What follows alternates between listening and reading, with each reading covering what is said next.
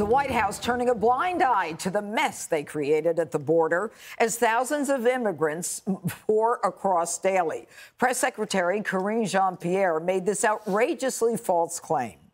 Somebody unvaccinated comes over on a plane. You say that's not okay. Somebody walks into Texas or Arizona unvaccinated. They're allowed to stay. Why? But that's not how it works. Like, we actually, no. I know that that's not what you guys want to happen, but that is what is happening. But that's not, it's not like somebody walks over and that's not how. Exactly what's happening. Thousands of people are walking in a day. Some of them turn themselves over. Some of them are caught. Tens of thousands a week are not. That is what is happening. Here's National Border Patrol Council President Brandon Judd.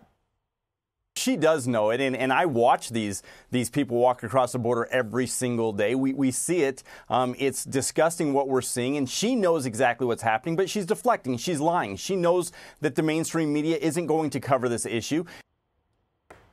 You know, what's interesting about all this, Dana, is you have to wonder what the journalists in the room who know, whether they watch Fox or whether they watch any network, they know that there are people who are crossing the borders. I mean, this is their business. I mean, what are they thinking? Can they believe anything she says? Well, it's interesting. I think partly they're thinking, if I ask her about immigration, I won't get on air tonight because my company, my media company, is not covering it. Yeah. I'm not going to get on air. My story is not going to be on the front page. I need to ask things like about MAGA Republicans and Trump so that I can get on air.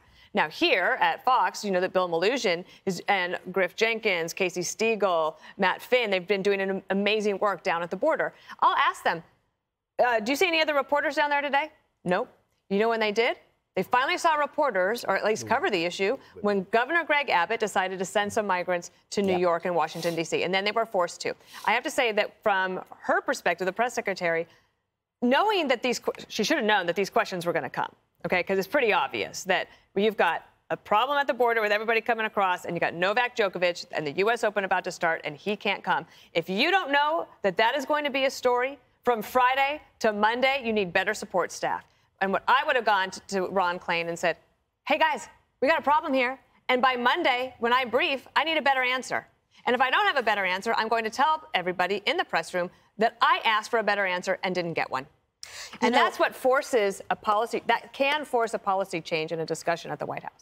You know, the fact that, Harold, she can't answer why a professional world-class tennis player can't come into the country unvaccinated when almost 2 million at this point have come across the southern border. It's not just a question of whether or not she's prepared for it, but she can't even answer it. There's no follow-up. There's nothing. I mean, is the White House at this point so convinced that they can get away with this, that they can get away with anything? It's a lot of questions. But I think that what is clear to me is that this policy is not working. We don't have a policy that is protecting our national sovereignty, that's protecting the integrity of our borders, or the stability in this hemisphere. The thing with Djokovic, I'll let that rest. But to your point, Dana, she should have known that question was going to come. Right. I think your advice, which I think is emerging of what you and the judge are saying, you got to get a better answer.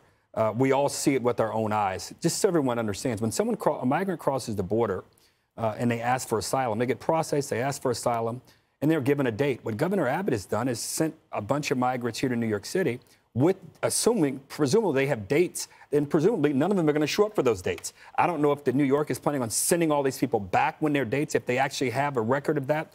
But this is a problem, whether you're a Democrat or Republican, and it has existed under Democrat and Republican presidents, but it has worsened over the last 2 years without question. And and the way I judge that, and the metric I use, is just the number of people who've come across the border. It's been exacerbated by the pandemic. And I think the question is a legitimate one about Djokovic. He should just get vaccinated. But the press secretary has to be prepared for that question. The policy is not working. And if we don't send more asylum judges there, if we don't keep people in Mexico or wherever other country they're coming from while they're waiting for their asylum hearing, this problem is only going to worsen. And it will be on all of our hands as it worsens. Do you think any of these people are worried about their asylum hearing? Do you think they even know when they are? Listen, What happens in Dalton, Georgia is by the time they make it on that bus to where they're going, there's a new green card with a different name, a different Social Security number, or whatever identification number that they register for. It's a fake alias. There's an entire infrastructure for it. I saw it my entire life.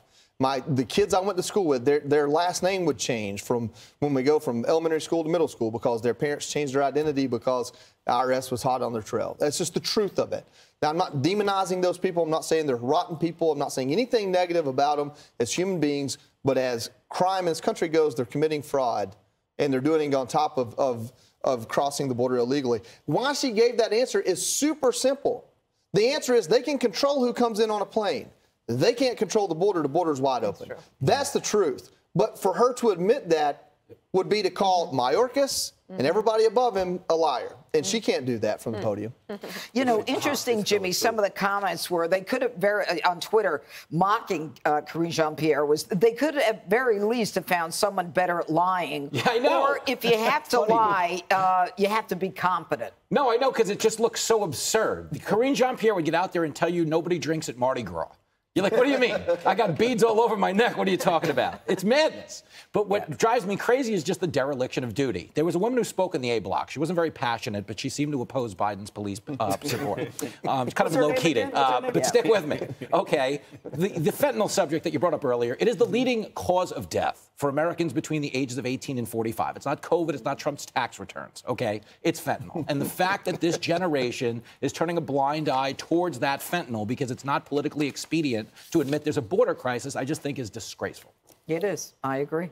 Ahead, don't get fooled by this. Democrats now trying to act like they never called for COVID lockdown. Hi, everyone. I'm Brian Kilmeade. I want you to do me a favor. I want you to click to subscribe to the Fox News YouTube page. This is the only way that I know for sure that you're not going to miss any great commentary, any great news bites, any great interviews coming your way on Fox. You can get it all here on YouTube. So subscribe right now.